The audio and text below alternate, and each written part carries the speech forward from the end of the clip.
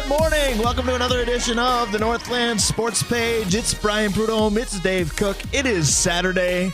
Happy winter weather advisory. Happy, hopefully, end of the week that we had called winter because we talked about the first day of spring being last week, and that was true. And just as predicted, the weather forecasters got one right. It was the first and hopefully only week of winter this past week. Good morning, Dave Cook. Good morning. How are you? I'm doing well. How are you? Probably better, but we're okay. I think we're both doing better because we got a chance to spend some time together before the show today. This is going to get a little sentimental, a little sappy for this early in the show, but again, during game weeks, we see each other a lot, but the winter sports season is over.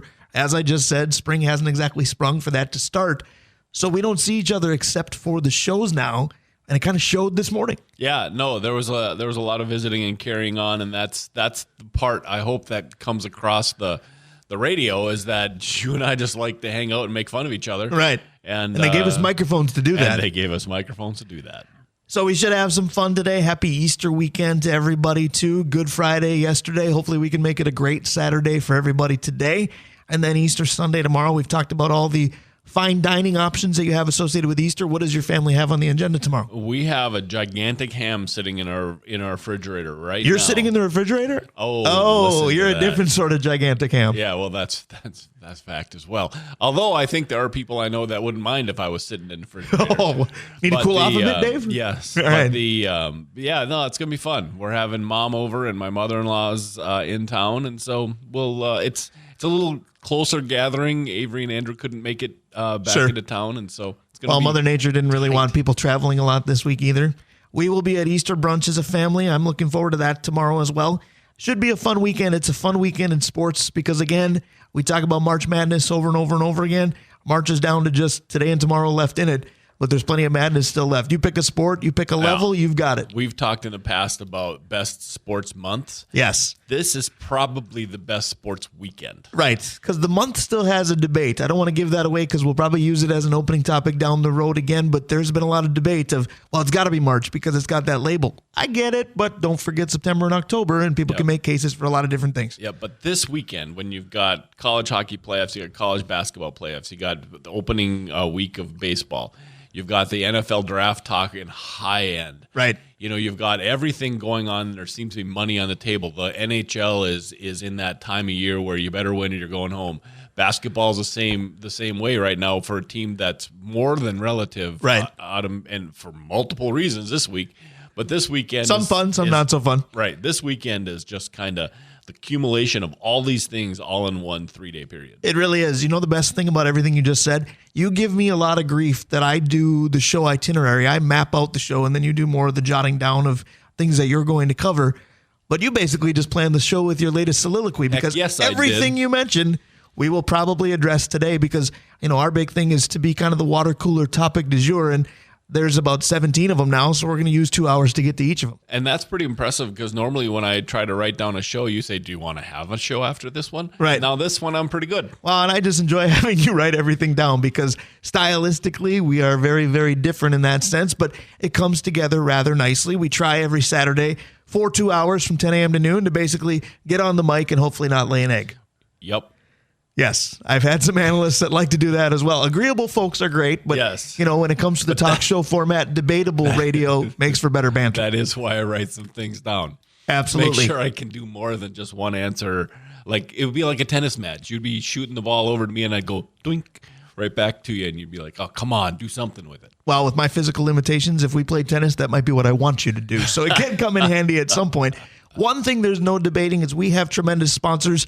I want to start today, Dave. We get to welcome one back to the family. Absolutely. It's really nice to have Mike Regan from Christensen Group Insurance back with us. Yes. Because, you know, gone for a little bit of time, take a deep breath and jump back in. I guess that means he was comfortable with what he was getting. I think he also realized, hey, wait a minute. This is one of the more chaotic and fun moments in sports. I might want to get back on a sports talk show. We love him, and he did just that. Yeah, sign me up, right? Comfort Systems of Duluth. Speaking of our little bit of winter run back, if you're a homeowner in Duluth and you're not on Comfort Systems of Duluth, give one You're of doing us it a wrong. call. Right. People make fun of me because of the amount that I love the movie Mr. Mom. Like, I love Michael Keaton, okay? I'm just going to say that. But if people say, you know, name your favorite Michael Keaton movies, most people have a litany, and Mr. Mom gets in there somewhere.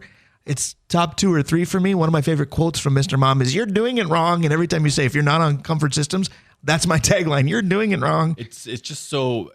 I'm just gonna say it's easy. It's never easy because you call them when things aren't going great, Right. And then suddenly they are. It is, and I've told you one of my favorite lines in my job is to have somebody say, "Well, you got a guy," meaning me, right? Right. Well, when it comes to home issues, when you're on comfort systems, you kind of got a guy. You know what you sound like with that? You remember when Torrey Hunter did broadcast work for the Twins? Yes. And opposing crowds would maybe read a fly ball off the bat wrong and go bonkers, and it turns out to be a routine fly.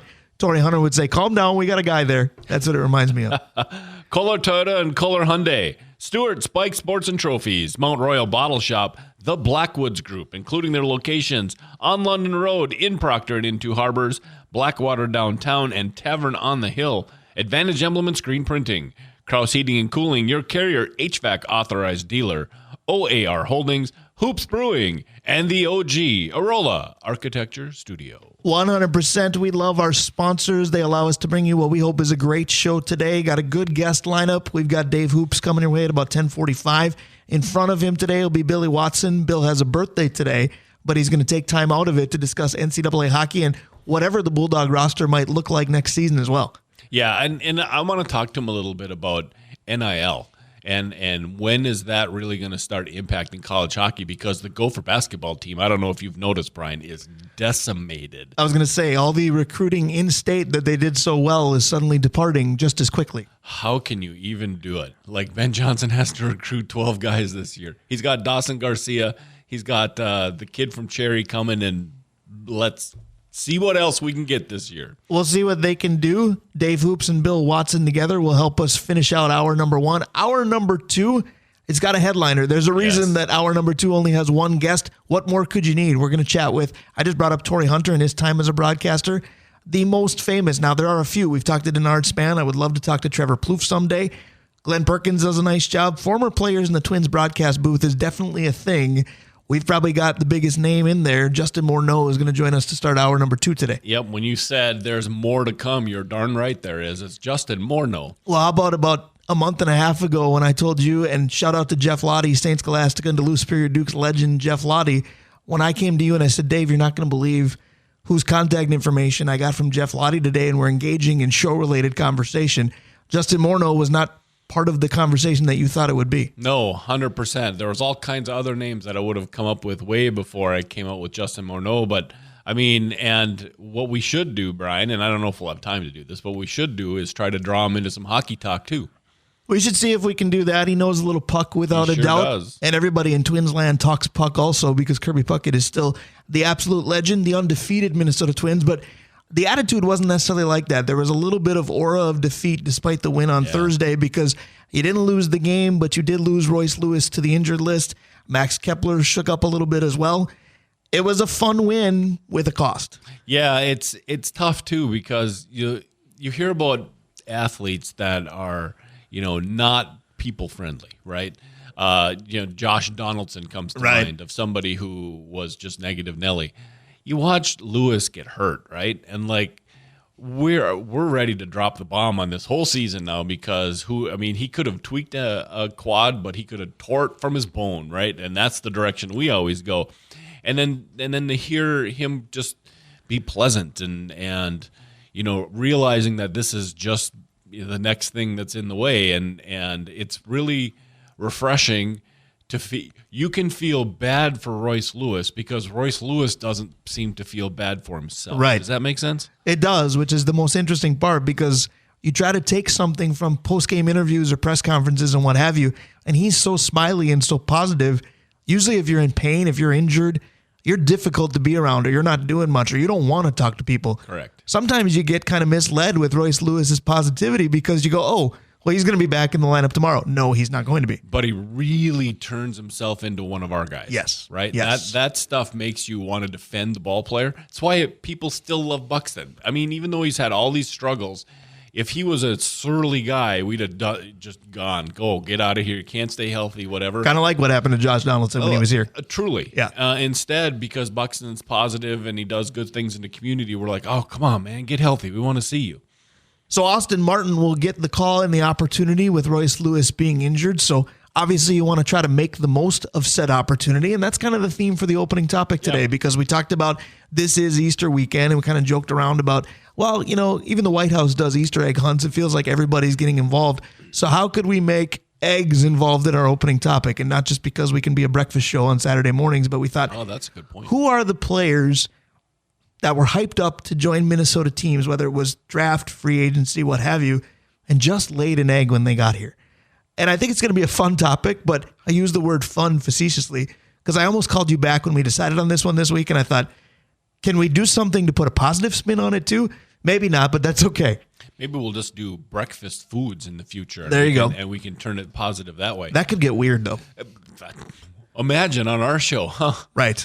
We could talk about the Greenies era and be like, is that a different sort of bacon? We could talk about who was the greatest pancake. There you go. Know how you'd get offensive there. lineman. There you go. Right. So, anyways, I want to start. Speaking of offensive linemen, I'd like to start with the Vikings just to kind of get this hyped players that laid an egg. Yep, and the greatest. So, if you looked on the Minnesota pantheon of this, the guy named Herschel Walker comes to mind, right? Because he does, and I am 100% guilty of when they made that trade. I said, we are good to go. Yeah. Your dad tried to warn you. Oh, he did. Yes. 100%. He sat me down and he goes, I know this is important to you, but you need to live. But I thought, because I'm a college football guy too, right? Mr. Georgia was going to be the answer. Herschel Walker's the second best college running back I ever saw, right? And Who's the first? Bo. Okay, that's fair. Bo Jackson is a different level. But Herschel was the man in the SEC when that's, it's always been the best football conference. Right. He was light years better than everybody else. So I'm like, we got him. Here's what we should have known. You talk about him being a great college running back, and he was. He was at Georgia with that big G on the side of the helmet. Should have known a guy that succeeded with that was going to do nothing but sabotage the Minnesota Vikings. But let me come back with this question. Yeah. Because I agree with you. It was the first name that popped into my head too. But then I pondered this, pun somewhat intended, and Herschel Walker and Christian Ponder, other than both playing for the Vikings at some point, shouldn't be in the same sentence, but here we go. Did Herschel Walker lay an egg because of Christian Ponder dealing with expectations? Mm-hmm. Herschel Walker wasn't terrible here. He was misused, but he came with expectations because we literally sold the farm to get him, just like Christian Ponder laid an egg, if you will, but never should have been worthy of that 12th overall pick or whatever it was. Which is, we're not talking draft right now, but 100% my concern with guys like J.J. McCarthy or, Lord forbid, Penix or Nix if they draft them. But it's at also 11. what you love about talking about the draft. I understand, but you can't ponderize those. Right. You could ponderize those three quarterbacks because they're not ready for this level. And if you draft them at 11, people don't want to see Sam Darnold if the number 11 pick is sitting in there, and you're just going to kill one of those three.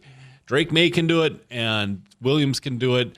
Jaden Daniels maybe. Those three aren't ready, and so I use ponderized as an adjective for screwing up a quarterback. All right, that's fair. Since we're talking about quarterbacks, can I go with my egg-laying quarterback? Please. I called him Donovan McFlab, but it was Donovan McNabb as a Viking. That's true, and he's the reason Ponder had to play, right? Actually, as quickly as he did. Yeah, and back then Ponder was an upgrade. That's how much Donovan McNabb, by the time we got him, had fallen off. So you've watched football for a long time. I've watched football for a long time. What's the worst pass you've ever seen? That was a completion or just a pass? Just a pass. Okay, so because both of my answers would have taken place for the Vikings at Lambeau Field. One was a completion. It was the Sean Mannion that ended up to Garrett Bradbury for a substantial gain.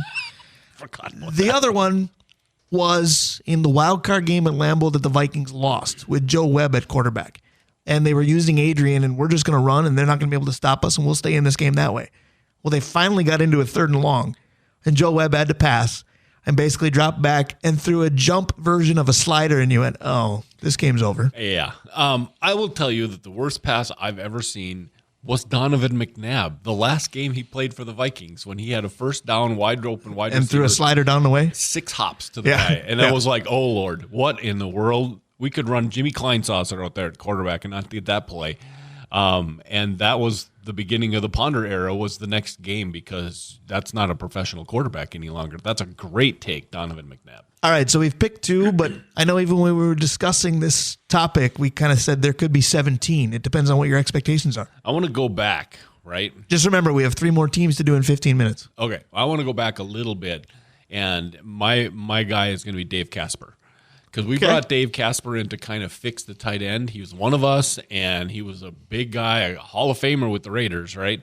And he came here and was just a guy, and you'd watch him and you'd be like, oh, Casper's going to break out today.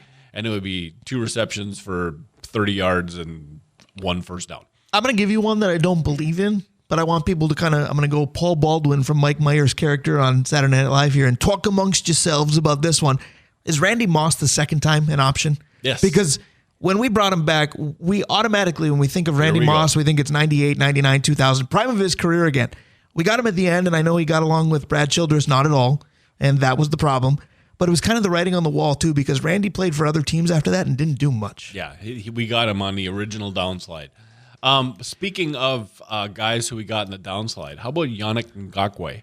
Yannick Ngakoue, yes. Yes, because he cost us quite a bit of draft capital, and we thought we got a guy, and what we got was a sprinter who sometimes got to the quarterback but was useless beyond that. How about pick a linebacker? You could go Desmond Bishop, you could go Chris Claiborne, you could go Broderick Thomas, Darryl Talley. All of these guys were huge names elsewhere. Came to Minnesota, and you went, oh, yeah, he's here.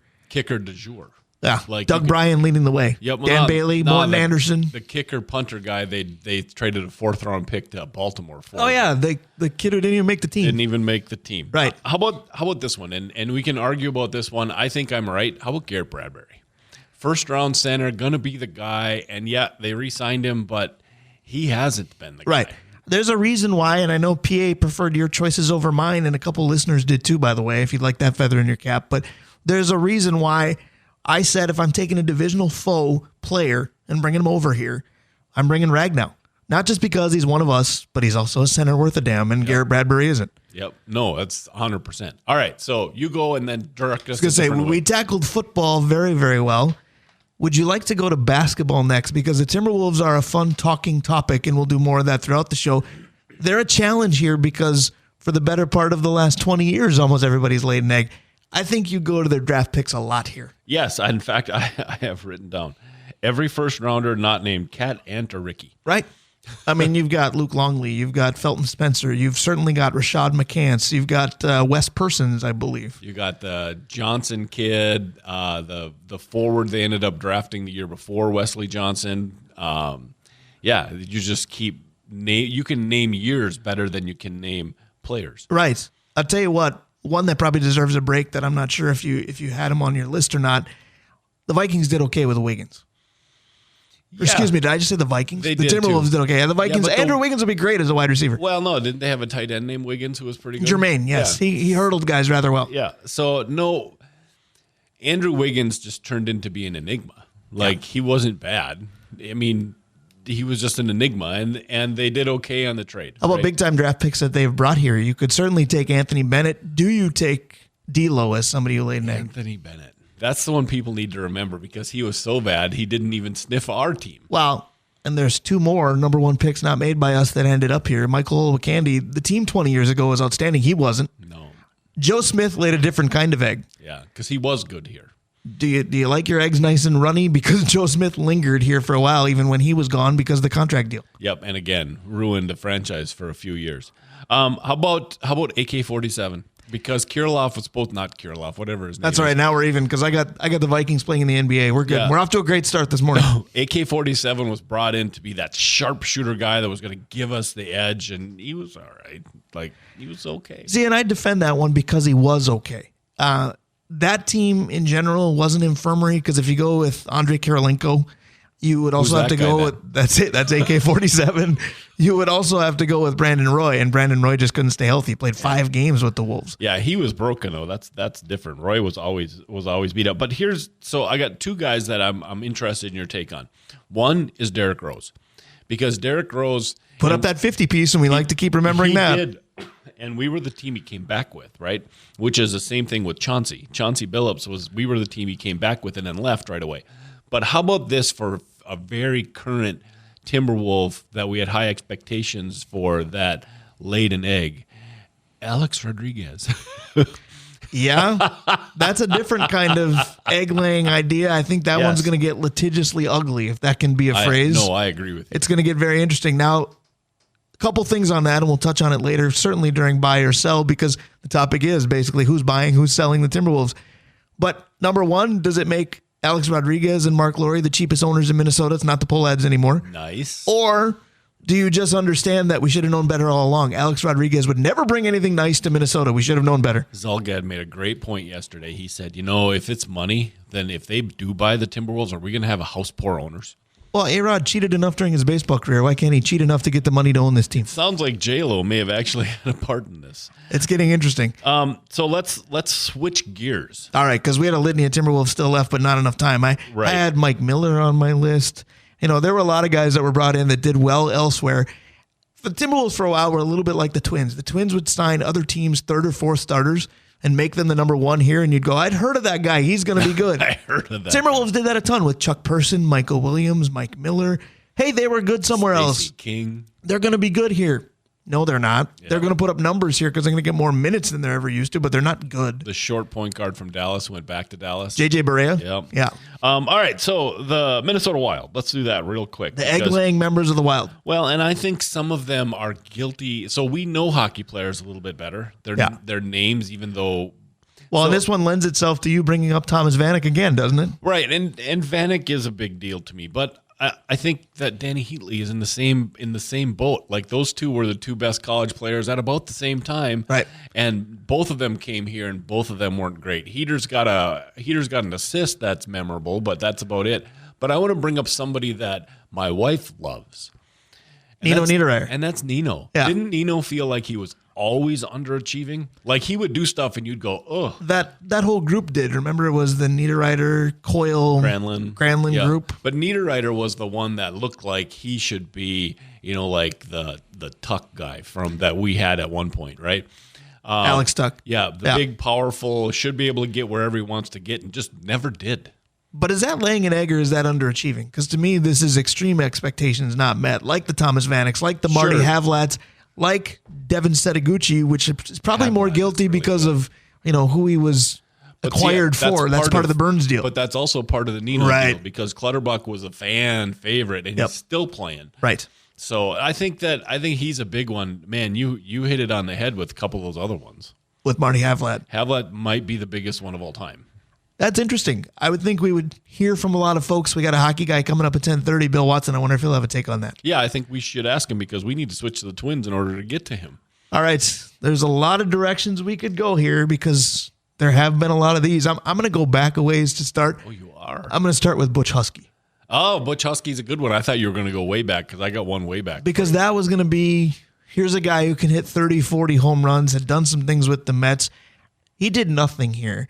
And it kind of started a litany of big names elsewhere that came here either too late or came here to discover that they were a one-hit wonder kind of deal. Because people forget that Ruben Sierra played for the Twins because don't blink or you missed it. That'd be one as well for me. Yeah, no. Brett Boone for 4 days would be another one for me. And Young, the outfielder. What's Delman? his name? Delman Young. 1 year and then imploded. Right. Well, and imploded personally as well. So I want to go to two old-timers, right? I want to go to Louis Tiant, who pitched here for a year. Yeah. And then was okay, but was expected to be that guy, right? And turned in not to be that guy. And then personal favorite, right? I thought, you know what? We're going to bring him back here. He's got at least one really good year left in him. He's going to make this team, and we're going to be better because of it. In fact, he could be, if he comes back, a 2 or 3 starter. And he went 1-5 with an ERA of 7.8. Was that Steve Carlton? It was Steve Carlton. Wow. Lefty. How'd I do getting that right? Well, I gave you the ERA. I was going to say, when you went the 1-5 piece with a balloon ERA, I went, oh, this makes sense. Yeah. No, lefty, now Cardinal fan, watched Steve Carlton for the Phillies. Yeah. Had that demeanor that I thought. So Carlton, Cliff Lee, all those different kind of tough guy pitchers. I've always wanted the Twins to have one of those in their prime. And I thought, well, he's not in his prime. He's at the end of his career, but maybe he pulls out that 500 record, not even close. Well, you mentioned guys that pitched here for a year who were big names elsewhere, and I feel like the Twins could make an entire all-time team of that because you've got Shoemaker, Archer, Vance Worley, Mike Pelfrey. I think Ricky Nolasco lasted longer than a year, but he was good everywhere but here. Yeah. I mean, you could make a staff or two with these types of guys. Who's Carl Pavano? Is another one. I disagree with that because I thought for 2.5 years he was their best pitcher, if not one of the best pitchers in the league. But he kind of slides into that, what could have been. I'll tell you what, though, he gets on Yankees radio as having laid an egg, and then he's, goes to Minnesota and figures it out. Yeah, that's very true. The original, if Herschel's the prime example 2 is Tommy Herr. Yes. Only because of who he was traded for and the fact he was an all-star before. Well, and I think that also makes a big difference because you talked about Herschel was acquired, you were ready to plan the parade yourself. When Tommy Herr was acquired, we went, why? And why are you getting rid of Tom Bernansky for this? Yes, we did. Yeah. I think the whole state at the same time said that. Right. How about Josh Donaldson, the maker of rain? When you make your own nickname up and it sticks, you should be a red flag. But he came here and I called you, remember? Right. I can't believe they just signed him. This is so awesome. Yep. Remind me next time if I get super excited about a guy. Just temper the whole thing? Yep, just pour cold water on it because he poured cold water on 2 full seasons. Well, I'm glad you brought that up because I think people that don't see the game deep enough, barring an MVP type campaign from Correa, are going to say the same thing about him. And you can't because Correa brings everything intangible that Josh Donaldson can't. Right, like the injury stuff that's gone on with them right. now with Lewis, but Buxton. You watch, Carlos Correa will be the glue that keeps this team together when you could, throw your hands up in April because your pseudo MVP candidate is out for a while. Well, I think that's what he did last year. Yes. I think he said, guys, we're going to continue, told fans, listen, this is just an injury. We're going to get through it, and they did. Well, and I'll tell you this, I hope I don't jinx anything, but people will talk about, you need to keep Royce Lewis in bubble wrap and Byron Buxton too. I agree with you, but the guy that I would absolutely fear going down for any extended period of time right now is Carlos Correa because not only can he be the glue in the clubhouse, I know it's one game worth of at-bats, but it just looks different. It looks like you could be on the cusp of getting the Carlos Correa that everybody knew about in Houston. Yeah, and he plays the most difficult position. Think about Twins shortstop since Gagne. I mean, there's one you can name, and I don't even remember his name because it's Dave. But the shortstop we had for 3-4 years that went to the Phillies afterwards hit a lot of triples. Christian Guzman. Yes. So it's, for me, or Christian Guzman, depending upon who's pronouncing it. It's Gagne, it's him, and it's Correa, and everything in between has been just kind of trash. You didn't love Pat Mears enough? I didn't. And J.J. Hardy would have been there had he had a decent year. He was healthy for 10 minutes. Yeah. So they haven't had a shortstop in forever. And so, you didn't like Trevor Plouffe experimenting there? Well, Brian Dozier experimenting there? I didn't mind so much because he gave away baseballs down the right field line like crazy when he was a shortstop. Oh, and he also gave him down the left field line, but that's because they went by him first. Yes, exactly correct. But it's been fun talking about Twins past, Vikings past, Wolves past, Wild past that have laid an egg. Are we too negative, though? Because it was worth a laugh today, and thematically it fits with the weekend, but was this too negative of a topic? I enjoyed it, though, to be honest. No, this is exactly what it was. What we need to do is challenge ourselves with the flip side. People that we brought in who overachieved than what we thought. Right. We'll get that. We got to work that in somehow. I like your idea of who made for a pleasant breakfast for you. The first time you saw him, the first meal of the day was pretty good. The one thing that I realized doing this list is I really don't watch the Wild enough. Because there's guys I'm sure that just, you mentioned Setaguchi and I went, oh my gosh, yeah, that guy. I appreciate that because the one thing I learned as we did this is you were making lists. I thought, I don't make enough lists. I don't know if I'm going to hold my own in this, but hopefully I did. We're going to bunny hop right out of this first segment. Easter weekend here on the Northland Sports page. We got a big schedule ahead. Bill Watson right around the corner. Dave Hoops to follow. Justin Morneau kicks off hour number 2. Then we play buy or sell and we draw some lines. It's all on the Northland Sports page. Heck of a Saturday, the final one in March. Stick around. We'll be right back. That's right. Happy birthday to our first guest of the day. Bulldog legend and former NHLer Bill Watson is right around the corner. We're going to give him a lot of birthday love today, but first, Dave Cook, love for our sponsors. Absolutely. Arola Architecture Studio, Hoops Brewing, OAR Holdings, Kraus Heating and Cooling, your Carrier HVAC authorized dealer, Advantage Emblem and Screen Printing, Mount Royal Bottle Shop, Stewart's Bike Sports and Trophies, Kohler Toyota and Kohler Hyundai, Comfort Systems, Mike Regan at Christensen Group Insurance, and the Blackwoods Group. I got to chime in real quick before you finish because you mentioned Mike Regan. I want to tell you this. Got a text from him during that first commercial break, and he said, thanks for the big intro. I'm back, and now I'm the leadoff hitter with your sponsors already. So he loved that early on. Absolutely. Well, you got to give the right. You got to give the new guy or the big returning welcome. guy the big welcome back. Absolutely. And the Blackwoods Group, of course, Brian, their locations on London Road, in Proctor and in Two Harbors, Blackwater right downtown here, and Tavern on the Hill.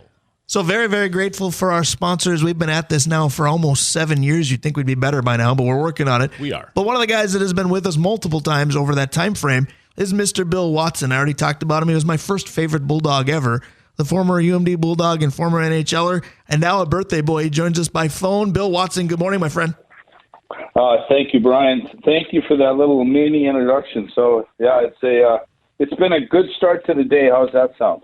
Well, that's great. I hope you have the happiest of birthdays. As a hockey fan, you got to love it because there's a lot of good NCAA action right now. The whole tournament's been pretty good. Yeah, you know what?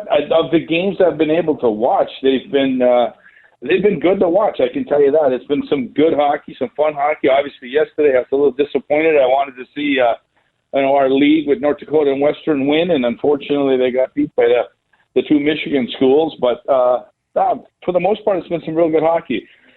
We've got one left in the fight in Denver, and they obviously got a very good team. So we'll see how they do today against Cornell. But I'll tell you, watching Boston College play, they're about as good as it gets in terms of the depth they have. And, man, I have not seen a college team like that in a while with that kind of skill level.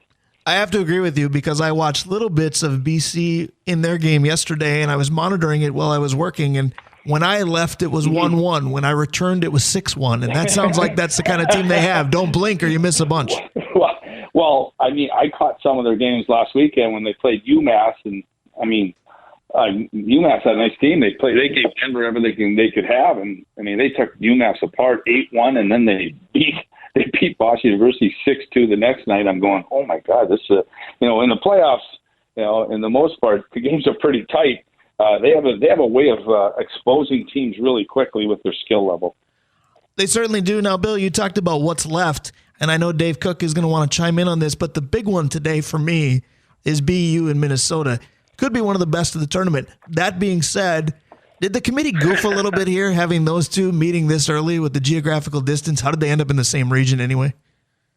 You know what? I got to give the committee a break. It's hard. That's it with the rules and how they make it, where you don't want to play, a team in your conference the first round. I mean, listen, 12 years ago, we were in a region. We had just won the national championship in 2011 and 2012. We got beaten triple overtime in our league playoff to Denver, and we went from being a 1 seed to a 2 seed, and we went to the same region as Boston College.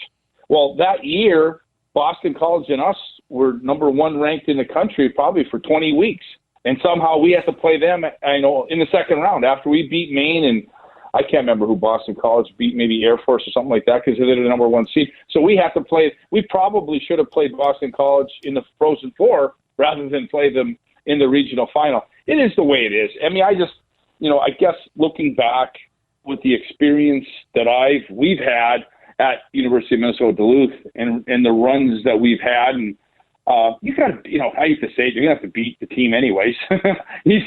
Coach Sandlin talks about it. You have to beat them anyways. Whether you have to beat them in the first round, second round, third round, or the championship game, you're gonna have to beat them somewhere along the line. That is a great point. Bill, one of the things I love about this show is we do get some listener interaction, and I have a question from a listener. He knows you're a former NHLer. He knows you're a former Blackhawk, and he said, I'm told that Bill Watson has a great Bob Probert story. Can you share it? Is it suitable for radio? Oh, I don't know about that. I don't know about that. So it might have to be over a beer someday. Yeah. Bob was it's rest in peace. Bob was a special player. He was as tough as nails. I mean, you think I was talking to Jason Watt this morning, and we were just talking about some players along the way at my favorite breakfast spot, the Great Harvest, in the morning, and we were talking about players like Bob Probert, and I was fortunate, I played with Al Secord. Al Secord scored 50 goals and had 300 minutes of penalties. People don't realize, that's one tough guy. Can you imagine how many goals he would have scored if he wasn't in a penalty bunch? But I mean, and Bob was in that same category. And Bob didn't score like Al did. And then again, Bob had Steve Yzerman to play with, a very special player, but Al had the great Dennis Savard to play with, which is a whole other level of player. So, but it was. Yeah, I mean, that story I don't think I can share. All right, so someday I'll pick your brain on that one. Maybe your next birthday, as we want to wish you, of course, a very happy birthday today. Thank you. One more question to piggyback off that, though. You talk about guys that were enforcers but could score. Yeah. Does the enforcer have a place in today's game anymore? Because it just seems like we're doing back in the day with the Ty Domies, the Bob Proberts. etc. Yeah. They're just, is there fighting in hockey? Yes. Are there players known for that? I don't feel like it anymore. Reeves only. Right. I think you guys. I think the game today. I still think they'll always. I'm an old school guy. I grew up in the late '60s. I turned 60 today, so give the listeners an idea of how old I am. I mean, I grew up in the late '60s and '70s, and I grew up watching the Winnipeg Jets and the WHA. That was World Hockey Association, but that was some wild hockey. You saw bench clearing brawls, you saw fighting, this and that. And then obviously, you think about it, you had the Philadelphia Flyers and the Broad Street Bullies. And then you had the movie. People don't realize the movie did not glamorize hockey in the most best way with Slapshot. I mean, it didn't glamorize the game, but I think there'll always be fighting in hockey at the National Hockey League level. I really do. I think there's an unwritten code, and you have to stand up for yourself. And I think it'll always be in the game, especially at the NHL level. Hey, Bill, we were talking, Brian and I were talking earlier about how the name, image, and likeness thing has just torn the Minnesota Gopher basketball team apart. They got like 3 guys on the roster now.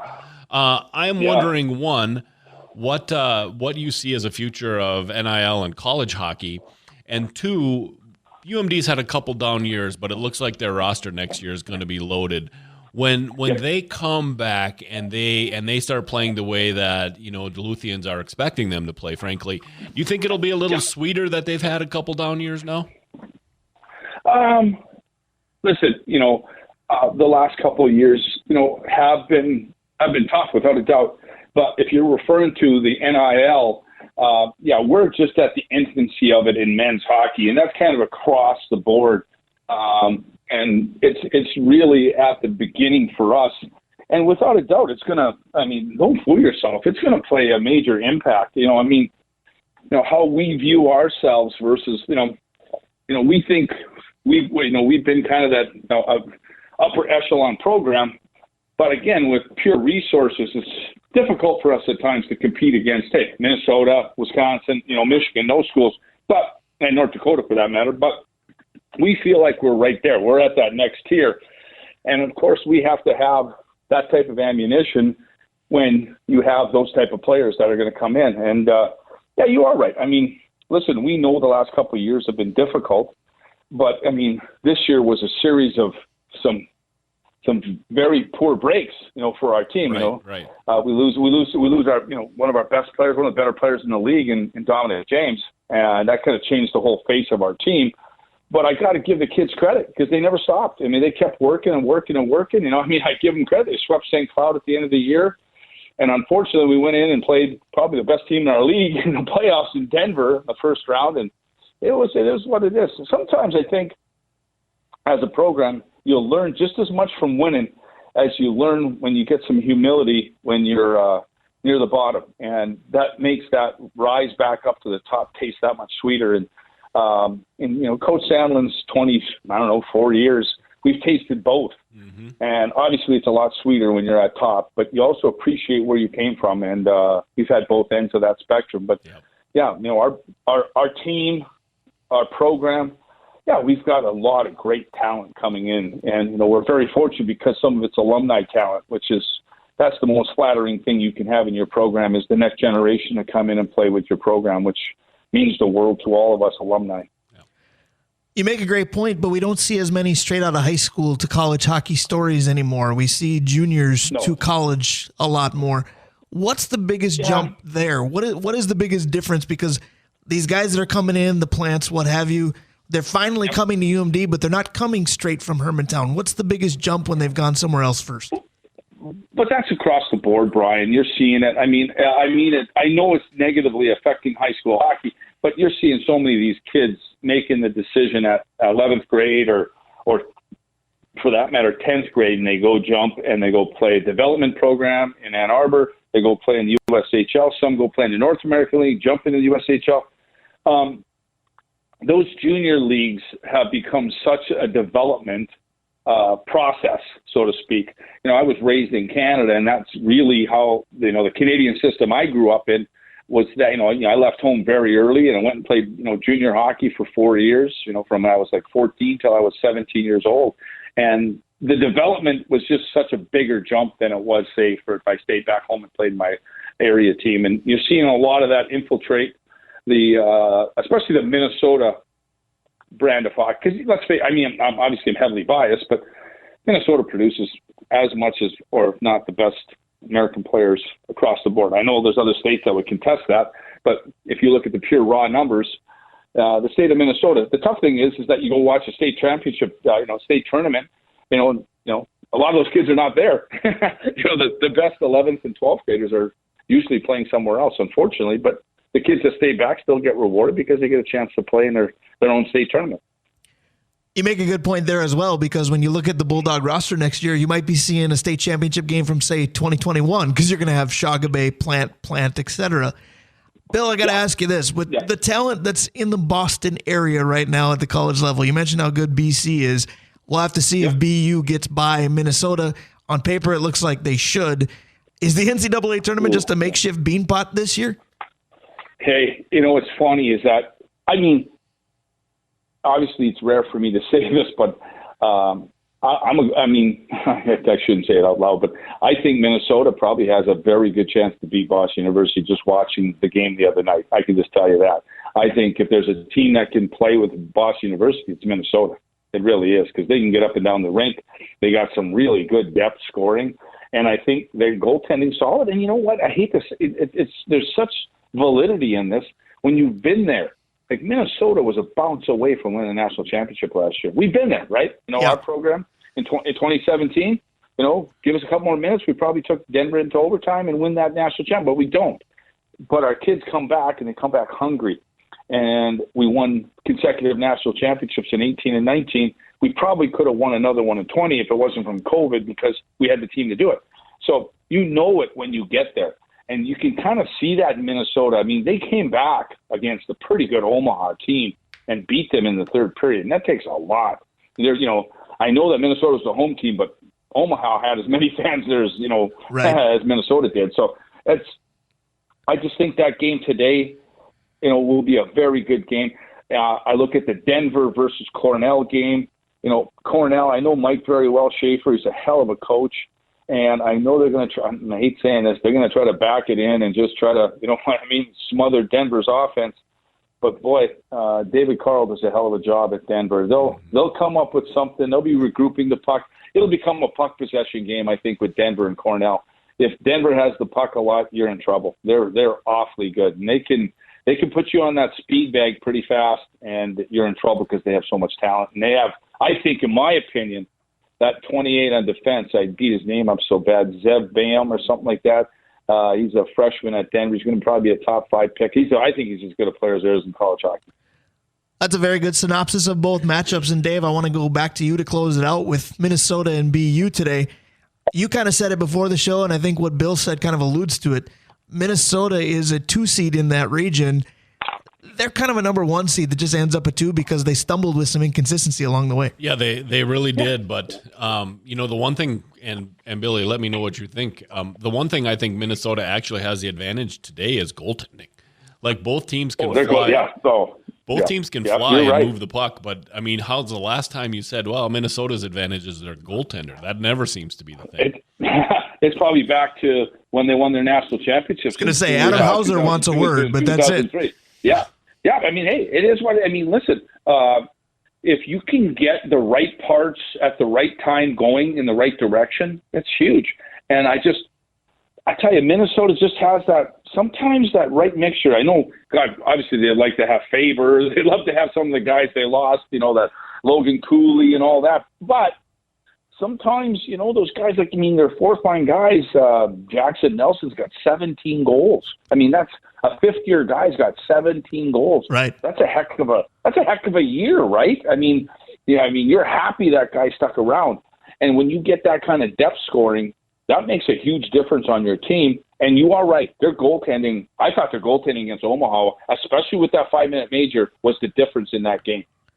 Certainly was a difference. Everybody trying to play a solid 60 minutes or more if needed in this tournament. Speaking of 60, make 60 the greatest year yet. Happy birthday, Bill Watson. Thank you for the time. Thank you, guys. I really appreciate the time. You take care. Have a great Saturday. Have a great Easter with your families. Absolutely. Thanks, you as well. Thanks, Billy. We'll do this again soon. You know that. I'll talk to you shortly. Take care. Bye-bye. All right. That's our guy, Bill Watson. So many intros for him, too. Former Bulldog, former NHLer, Hobie winner. Yeah, Hobie winner. You forget about that because of all the other accolades. Right. I think the NIL thing, Brian, over time here at UMD with the passion is going to be really interesting because we could be a location where players come. It will be very interesting. Could be the antithesis of what Gopher basketball, as we said, is dealing with. Right now, Billy Watson, we hope he's having a great day because he's dealing with his birthday. We're having a fun Saturday. More to come. We're the Northland Sports Page. Brian Prudhomme, Dave Cook, stick around. I'm drinking all the beer at Hoops Brewing if I get the chance. Welcome back to the Northland Sports Page. Brian Prudhomme, Dave Cook, Hoops Brewing, one of our tremendous sponsors. We'll talk to Dave in just a moment.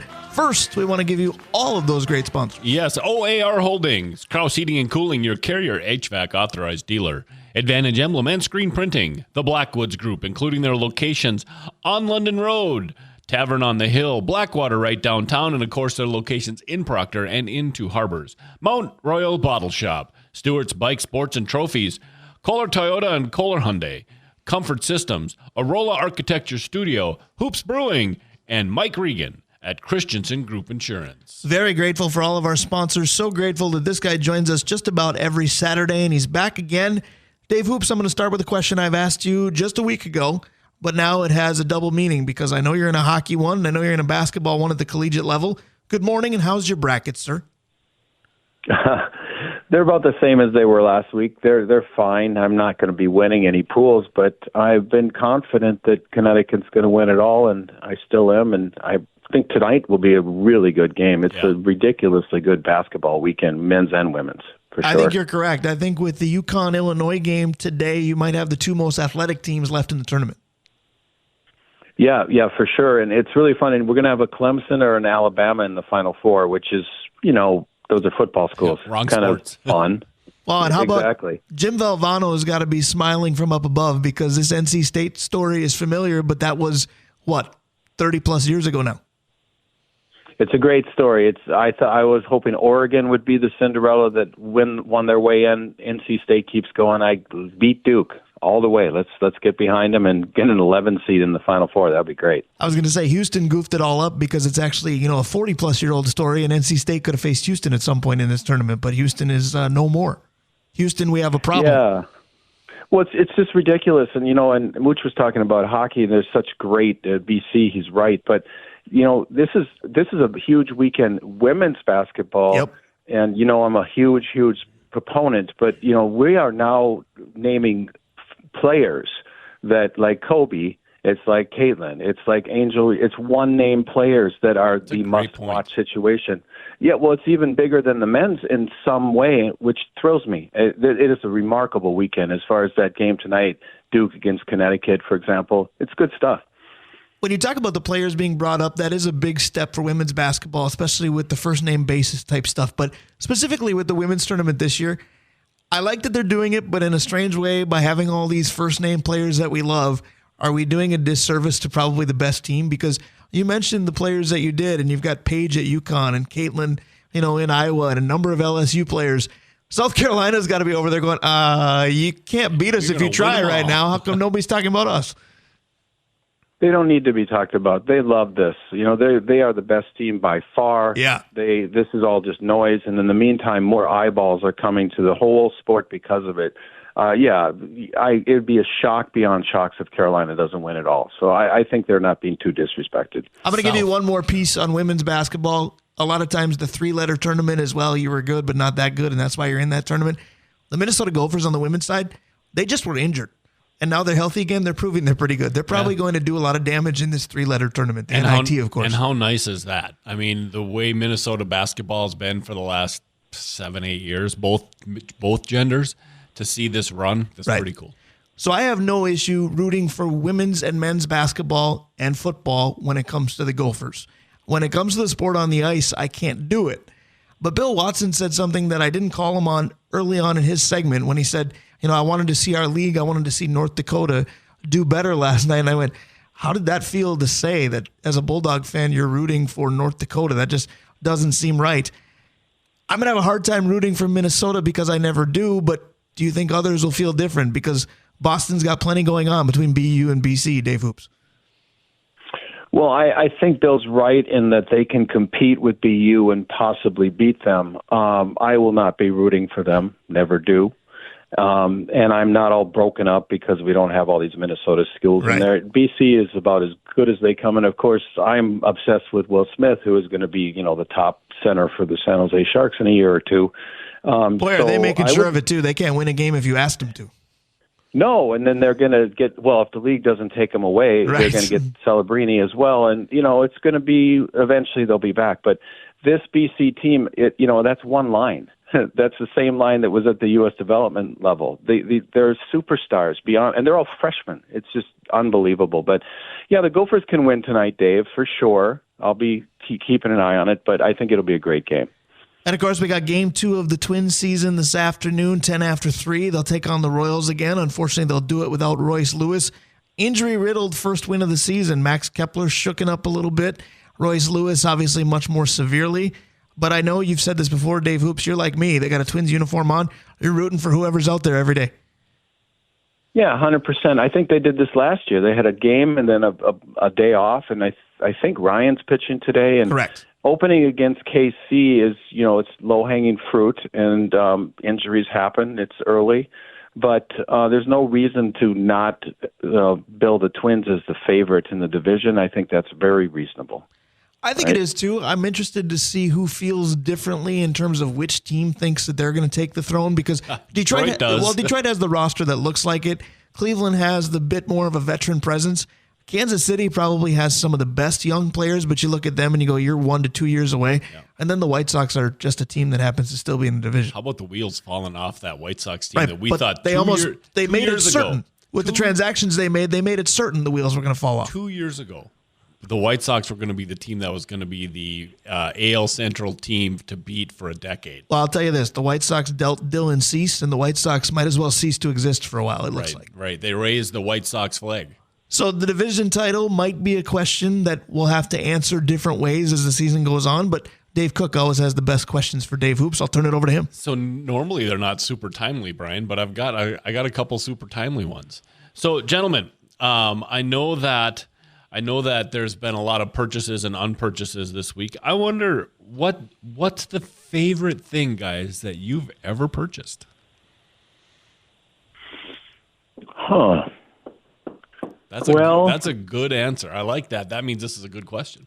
It's the same answer with twofold. So before I got my driver's license, I like many people my age, I was working, and I bought my very first car at the age of 15, which was too much car, a Ford Mustang Fastback, 1969, way too much car for a person my age. But that was the most amazing thing ever. But, then I went to Toyota pickups, and I just love the truck I have now. So that, or maybe when I purchased my wife's wedding ring, that was a pretty major purchase. Dang it, Dave Hoops kept going, and he just took mine, because I thought, well, as a non-driver, I can't go the vehicle direction, but I know she's probably not listening, but I think it needs to be the engagement ring. I remember when I did it, and I remember actually when I told my parents that I had done it. We were sitting at Blackwoods, one of our tremendous sponsors, and my now wife's birthday was rapidly approaching, and I hadn't been in a ton of serious relationships, but my parents were aware that this one was, and they looked at me and said, what should we get Jen for her birthday? What is she into? And I said, I have no idea what you guys should get her, but I'm getting her an engagement ring. And the entire dinner table just stopped and went, wait, what? And so that's easily the best purchase I ever made. So Dave Hoops and I are aligned there. That should come as no shock to you. We've been aligned several times. Yeah, no, Dave, I'm kind of with you, but it was a different car. My not my first car, but the car that. Well, his wife just turned the show off. Go ahead. No, she knows that when we got engaged, we didn't have enough money to really buy anything fancy. You got a decoder ring. Well, we got rings, but it was around the collar. It didn't have as much to do with the ring as it did the whole sentiment Fair. of the minute. But we bought a 1970 Olds Cutlass, and we had to sell it then for diapers, basically.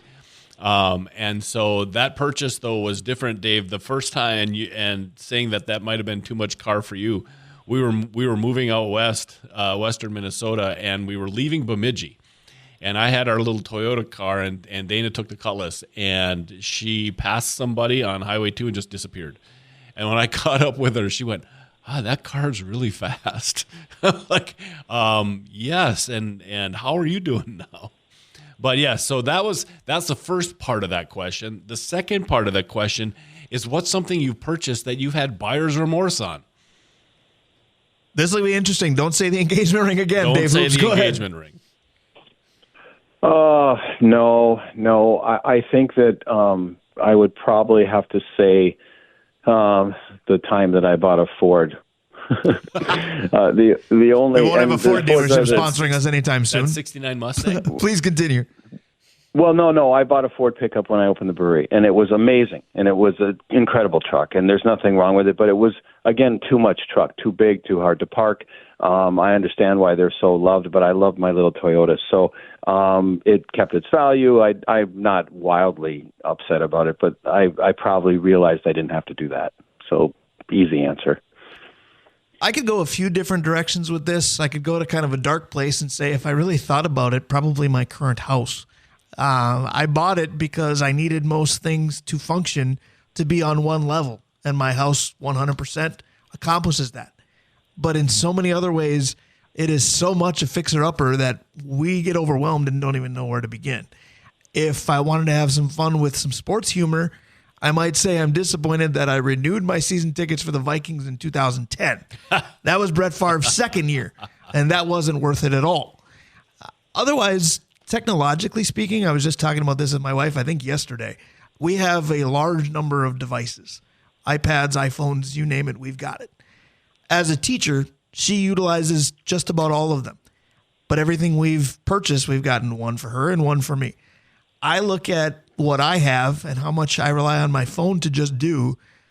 I have an iPad and an Apple Watch that I go, what do I have that for again? My phone accomplishes all of this. Yeah, that's so there's been some buyer's remorse with that. We made a purchase, Dave. We bought a Jeep Grand Cherokee for Aaron because we'd had Jeep Grand Cherokees for years. And we bought him one off the kind of the back row of the dealership, which I learned a lesson. Don't buy a car off the back row of the dealership. And we had been saving forever. We had 10 grand in cash. We put it all down. And we didn't get 40 miles out of town and the first repair bill came up. Oof. And so by the time we got rid of it, we were in for double what we originally paid for it. Do you have a grand finale, my friend? I do. I think this one should be fun. All right. So Dana's out and about playing the Easter Bunny today. Okay. I'm wondering, what's your favorite, dress up kind of character? And let me give you a quick story. Brian, you'll laugh at this. Dave, you'll laugh at this.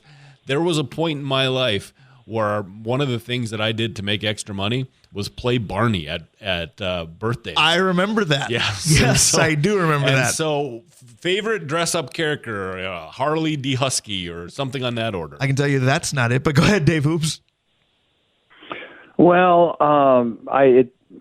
Elf. I dressed up as Elf a lot, and I'm remembering a Halloween party that Lee Davidson had at his house. And Wait, I want to make sure with. we heard you right. Are we talking Elf as in Buddy the Elf, Will Ferrell? Are we talking Elf with an A, like the Melmac TV show? Nope, Elf, Will Ferrell. Okay. Oh, I thought it would be funnier. The other one would have been funnier. But go ahead. Yeah, no, I mean, that just ended up being kind of my go-to, and plus, that movie can bear 20 more rewatchings. So Yes. Yeah. that's we had a lot of fun with that, even though it was even Halloween night. So I did it anyway. So I, again, have a couple. I've cheated for this whole segment. I've never stuck to one answer. I think I've given anywhere from 1, 2, or 3. My favorite dress-up character story is to find out when I was an adult that during my elementary school years when Santa would come to the classrooms that Santa was my dad. It took several years until I was made aware of that. I wondered why every Christmas from 2nd to 6th grade, I got exactly what I asked for because Dad would just take notes, showing it to my mom, going, That's "Here you awesome. go, we're done." So that was pretty neat. For me, I'm born in the 70s, but just barely, March of 79. I should have been born earlier in the 70s because, like the Simpsons character, Disco Stu, I like dressing up in the loud, ugly, weird disco era type clothes, so that's been fun for me. And I've done the Dumb and Dumber suits with guys. I've got the blue one. I've got friends that got the orange one. I've always enjoyed that too. That's awesome. So that was hopefully fun. It was. That is a really interesting. Dave, someday I'll tell you the whole Barney story. That was super fun. So That'd be great. no matter what I'm wearing, I'm going to Hoops Brewing for good beer. Tell me more about what I can expect on the menu this time around, Dave Hoops. Well, I keep on pushing the fact that we're going to peach and pear and raspberry, which is probably, like our third and fourth best-selling beers. We'll have on full time. It's the end of Rink Rat, if you like it. I know there are fans out there. Get it while it lasts. By the time the playoff starts, it's usually gone. And then we have a beautiful German Pilsner on right now that I highly recommend. And people that normally drink our light beer hell are raving about it. As far as things to do, we've got the Mill Room. People really like the intimacy, the kind of the mellow vibe back there. And then we've got the Twins. We've got the NHL playoffs coming. We've got wall-to-wall basketball and hockey with the college kids. You name it. We're ready to go. I was going to say, you've done a lot of good written pieces about how to match beer with food, beer with events, beer with holidays. Have you ever thought about matching a beer with a specific sport? I don't know how you do it, but say, NCAA basketball fans, this is for you. NCAA hockey fans, this one's for you. Major League Baseball, this is the best one. Have you thought about going that route? I have, and I've got a kind of a working one. The article coming out this Wednesday is about the best beers I've ever had. And the situation I was in, that beer stays with me. So you can read that on Wednesday in the DNT, and give me your own take on it if you'd like. We may do that. Dave Hoops, I love talking to you each and every week. Let's do it again next Saturday. Always a fun time of year in sports when we get to March, but April will be just as enjoyable. We'll talk next week. It'll be April already, my friend. Yeah, thanks, guys. Happy Easter to you. Enjoy your day. You as well. Have a great rest of your Saturday. Get on down to Hoops Brewing. You can never go wrong there. Beer drinkers and hellraisers, they cater to both at Hoops Brewing. Stick around. Absolutely. Hour number 2 is next. A big one. Justin Morneau will join us. We'll be right back.